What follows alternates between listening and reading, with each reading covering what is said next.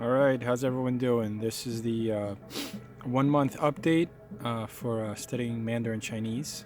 We started March 3rd, so first week of April here. Just gonna kind of quickly cover my thoughts and kind of the plan going forward.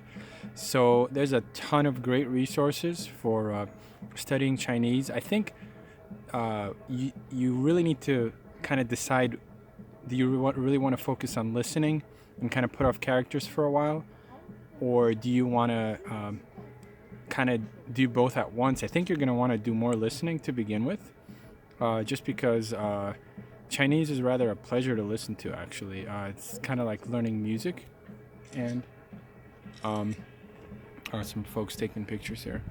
So, but yeah, so you kind of need to decide, are you going to focus on listening? Some people do listening strictly for 6 months to a year, and then they learn characters. I did have some background in Japanese, and I decided to pick traditional characters because I think they look beautiful. And I don't know if I'm actually going to learn to write them. I do write them a little here and there, but for recognition, I think they're cool. There's kind of an issue with um, written sources in traditional characters, which your only option is really Taiwanese and maybe Hong Kong. But if you go to YouTube, if you set your location to Taiwan, there's lots of decent videos. But if you set your location to Hong Kong, let's say, you're gonna just find Cantonese videos and not really Mandarin. So the reason this becomes useful is if you want to import YouTube videos into a link, which I'm also using, you need the ones with closed captions, and then the channels that have closed caption videos for Taiwan videos are, I mean, that's like less than 1 or 2%, I would say. I mean, just an estimate.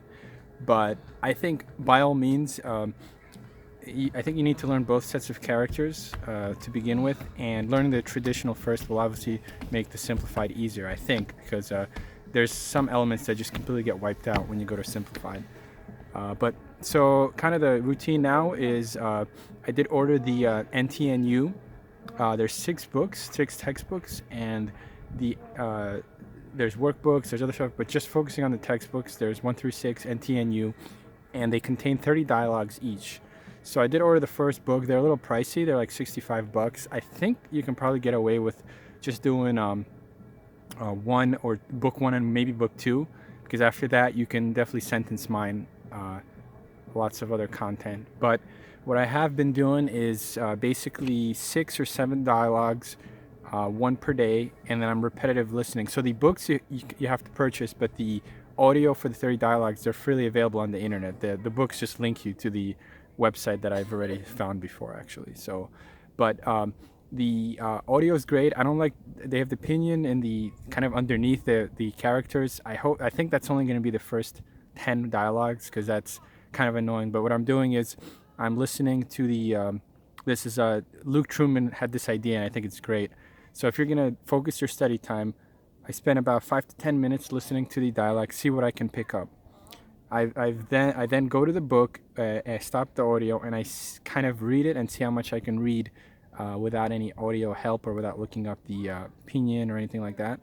So that's, at this point, that's already 7 to 8. These dialogues are, if you've had I did those apps, which I think, I mean, just do that for 1 or 2 weeks and then get away from those apps. They're obviously good to start, but you know.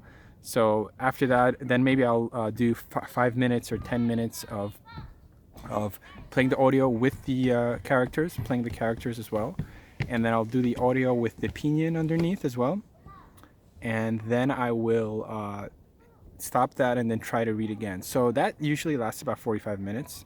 And then throughout the week, I will repetitive listen to those 6 to 7 dialogues, which has been working pretty well. The deck, you have a traditional and a simplified kanji deck, and MIA. They're great enough to provide the top 1,000 characters for each one of those. I do think I'm gonna try to fill in the 1,500 from book one for remembering the Hanzi, just because I like all these dialogues and everything I'm seeing. There's really a big proportion. I mean, this is simple stuff, but like 500 or 600 characters are like a big part of what I'm seeing, at least now. Of course, when you get into books, it's gonna change dramatically. But I do think just getting the first 1,500 out of the way would be great for the first 2 years. So my plan is to get as much listening as I can do by March of 2022. So that'll take me into the 2-year mark, and hopefully I don't want to say fluent, but I want to be competent in that. So that would be the kind of the stage 3. If you're going by the dabbling, survival, competent, fluent, and professionally competent, I would say stage 3 should be in 2 years. Realistic if you're going part time. And so after that, then I'm gonna take my character knowledge to the 3,000 or so.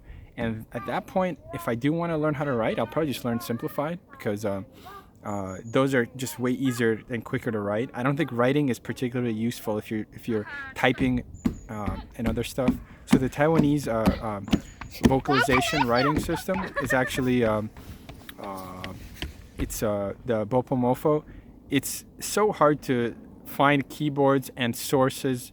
I think you can spend a few weeks repping it and learning it, but at the end of the day, you're going to be writing in pinyin. As cool as it is to say, oh, hey, I don't want to get confused because the English sounds, because the English letters really don't represent pinyin. You're just going to have to listen and learn how they pronounce it.